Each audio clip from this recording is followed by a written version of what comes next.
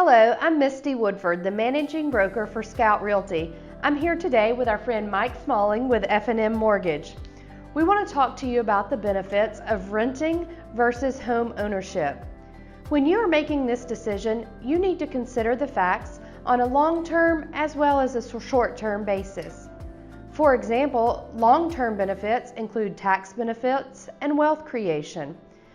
For the average home, if you consider tax benefits, appreciation, and other factors, home ownership over the long term actually yields you a better return than most stock and bond options.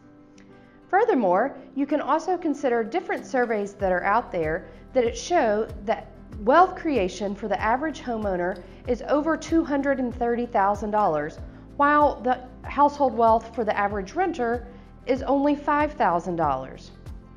Long-term benefits are plentiful, but you also need to look at the short-term ramifications. Can you actually afford to buy a home? Some things, if you come to Mike and talk to him about that situation, are going to be a couple of factors. What is the rent payment versus the mortgage payment? And what monthly payment can you actually afford? What is the appreciation expectation for this home? What is the appreciation expectation for your rental payment on a monthly basis? How long do you plan to keep the property? Mike, how many years usually does it take to break even on keeping a property?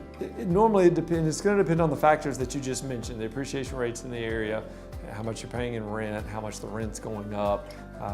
All those things are considered. Typically what we see on average is it's somewhere in that 2 to 4 year mark is kind of where you're going to see the break-even point as to when it makes more sense to have been a homeowner versus a renter.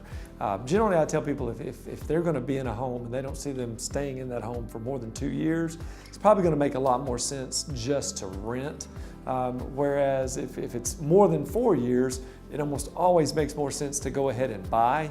That 2 to 4 year time period is kind of where you flip a coin, and it just depends on the market factors that are going on at the time as to whether you wind up breaking even or wind up a little under if you've bought instead of rented during that period of time. Does that make sense? Absolutely.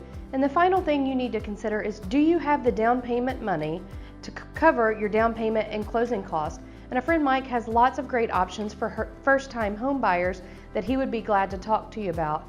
And also, we want to walk you through a program that shows you what the breakdown is on a specific property, what your break-even point is, and your payment options on the rent versus buy scenario. And Mike's going to walk you through an example of a property that we actually have listed here with Scout.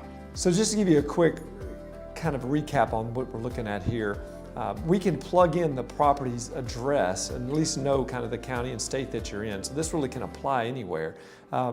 If you know the exact rent, know the exact payment, we can plug all the specifics in. If not, our formulas will calculate that for you.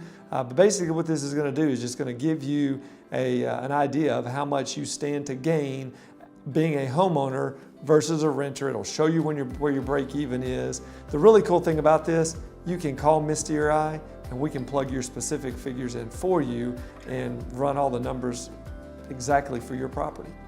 In summary, if you're trying to consider whether you should continue to rent or buy a home, evaluate your timeline.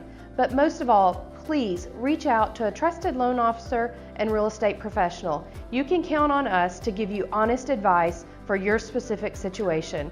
Please give us a call here at Scout Realty, 615-868-9000, or give Mike a call. You can call me at 615-300-6599. I'd love to speak with you.